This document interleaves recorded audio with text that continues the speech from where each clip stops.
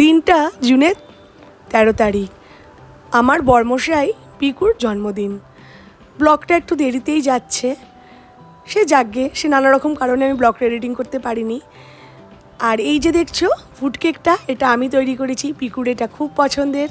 আর পুরো চকলেট দিয়ে টেবিলটা সাজালো, পাশে একটা কার্ড রাখা আছে, সেটাও মুগ্ধা হাতে তৈরি করেছে। আর চকলেট দিয়ে যে টেবিলটা মুগ্ধা সাজাচ্ছিল সেটা তো তোমরা দেখলেই। এই বোর্ডেতেও সুন্দর করে হ্যাপি বার্থডে লিখেছে বাবাই, সেটাও মুগ্ধা, বুঝতেই পারছো। আর এখন বাজে, ঘড়িতে দেখলে টং টং করে বাজে হচ্ছে রাত 12টা। রাত 12টা বেজে গেল ঘড়িতে, দেখতেই পেলে। তার মানে জুনের 13 তারিখ পড়ে গেছে। আর চলো এবার কেকটা কাটবো। তার আগে একটু পুরো সুন্দর করে দেখিয়ে দিলাম, মেয়ে বড় হয়ে গেছে, কত সুন্দর সাজিয়েছে দেখো। আজকে birthday, happy birthday to you, বলো তুমি। Thank you. আর এটা আমার হাতে করা কেক, ও প্রত্যেকবারই এই কেকটাই ওর পছন্দের, কেনা কেক নয়। আর মুগ্ধা মায়ের সাথে গিয়ে চকলেট কিনে এনেছে, ওর সব পছন্দের চকলেট। আর কার্ডটা দেখাও, এই যে মুগ্ধা নিজে হাতে করে ভেতরে কিছু একটা লিখেছে।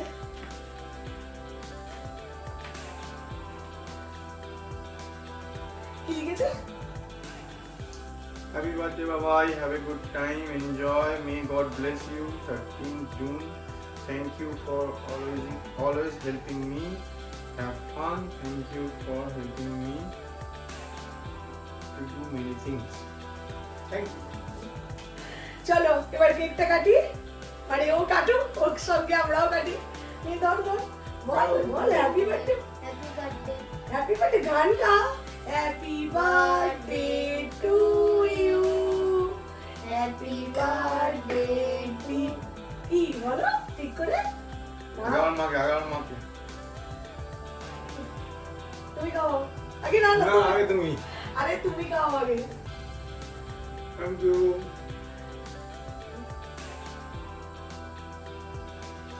হ্যাপি বার্থডে, ভালো থেকো। এটা বাকি নেই, মতে ভুলে গেছি। বাড়তি পরে নেবে বাচ্চা। বার্থডের দিন একটা কথাই বলবো, খুব ভালো থেকো, সুস্থ থেকো, নিজের কাজে প্রচুর উন্নতি করো। আর প্রত্যেক বছর ভালো ভালো, আমি আজকের ওর বার্থডেতে ওকে একটা কথাই বলেছি, প্রত্যেক বছর অনেক ভালো ভালো জায়গায় ঘুরতে নিয়ে চলো, যাতে সব থেকে ভালো থাকা যায় তিনজনে। হবে। আর তুই কি বলবি? তোর প্রজেক্টে হেল্প করে এলো, তাই তো? নে বাবাকে একটু কেক খাওয়া।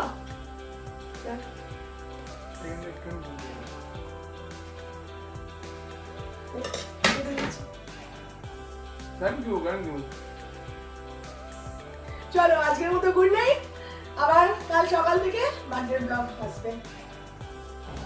এখন অনেকটাই বেলা হয়ে গেছে, সকালেই জল খাবারে আজকে আমাদের সবারই খাওয়া হয়েছে। কাল রাতে যে পিকু কেকটা কাটলো, পিকু তো খেয়েইছে, আমরাও সবাই খেয়েছি একটু একটু করে।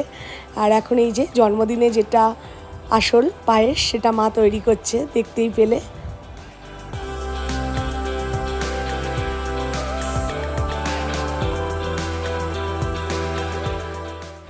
আর পায়েসের সঙ্গে আমাদের বাঙালি ঘরে জন্মদিনে যা হয়, মাছ, ডাল, 5 রকম ভাজা, ভাত, তাই আমাদের বাড়িতেও তাই হচ্ছে। এই যে ডালটা হয়ে গেছে, ভাতও হয়ে গেছে।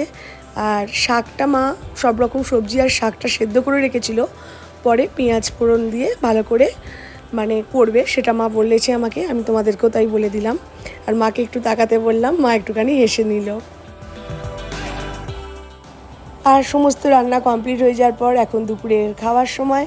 এই যে বার্থডে বয় আর বার্থডে বয়ের মেয়ে খেতে বসেছে প্রথমে, তারপরে আমি, বাবা, মা খাবো। আর বার্থডে বয়ের পায়েসের বাটিতে পায়েসটা কমই আছে, তার কারণ বার্থডে বয় পায়েস খেতে একদমই ভালোবাসে না, তাই আমরা সবাই জোর করে বলি, তাই জন্মদিনের দিন যে একটু খেতে হয় তাই খায়, তাই পায়েসের বাটিতে পায়েসটা খুবই কম। তোমরা হয়তো ভাববে বার্থডে বয়ের পায়েসের বাটিতে পায়েস কেন এত কম, তাই বলে দিলাম।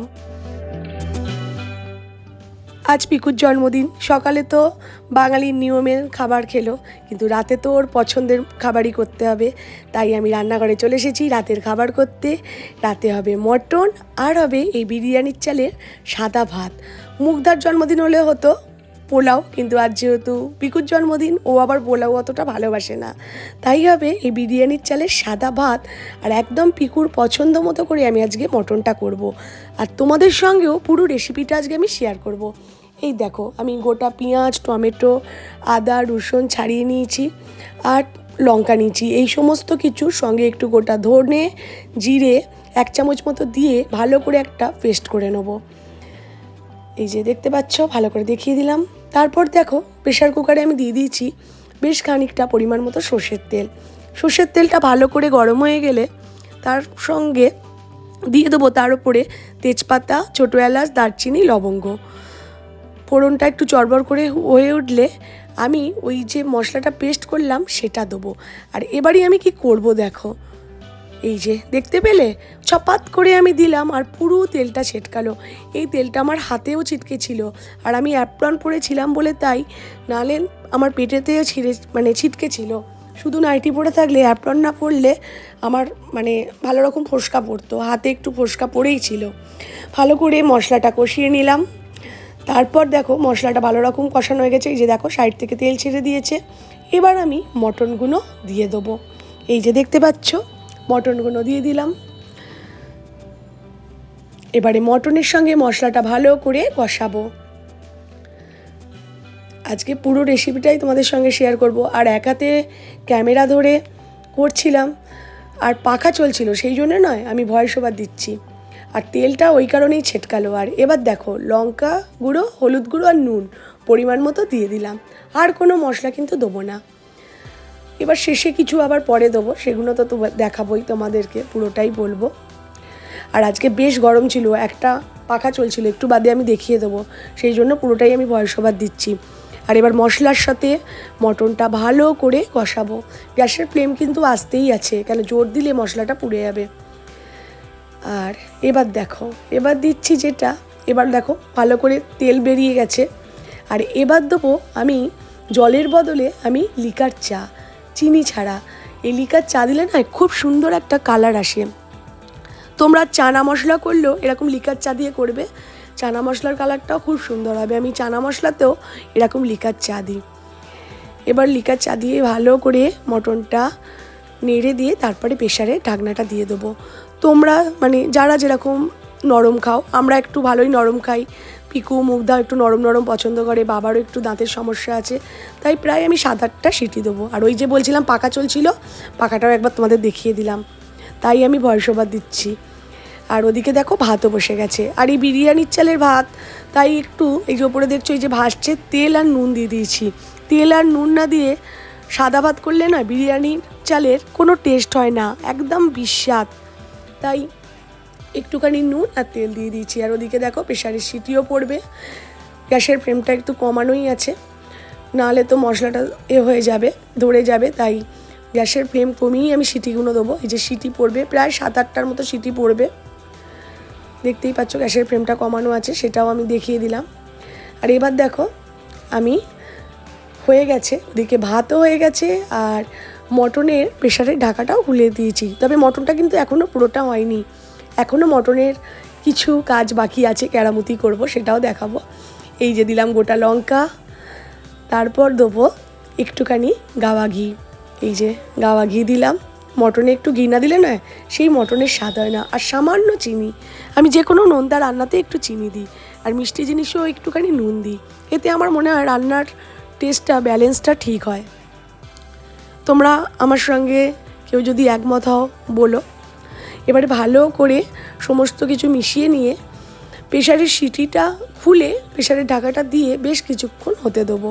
এই যে দেখো, প্রেশারের সিটিটা কিন্তু খোলা, চাপাটা যাতে ভালো হয় সেরকম দিয়ে। আর এবার দেখো হয়ে গেছে। আর কালারটা দেখো, খালি কালারটা দেখে বুঝতে পারছো কত সুন্দর মটনের কালারটা হয়েছে। এই যে গ্যাস অফ করে দিলাম, মটন কমপ্লিট। এবার খাওয়ার পালা। প্রথমে মুগ্ধা খাবে, তারপরে পিকু আর বাবা খাবে, তারপরে মা আর আমি খাবো। মুগ্ধার খাওয়াটা তোমাদের দেখাইনি। আর এই যে আজকে তো বার্থডে বয় আসল, তাই বার্থডে বয়ের খাওয়াটাই দেখাচ্ছি।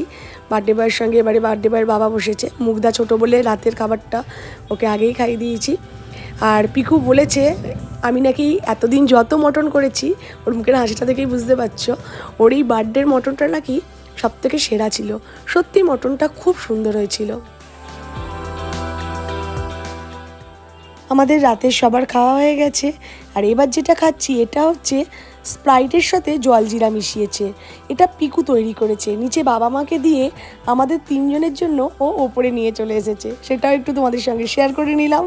আর চলো আজকের মতো ব্লগটা এখানেই শেষ করি, দেখা হবে আবার নতুন কোনো একটা সুন্দর ব্লগে। চলো টাটা, সবাই ভালো থাকবে।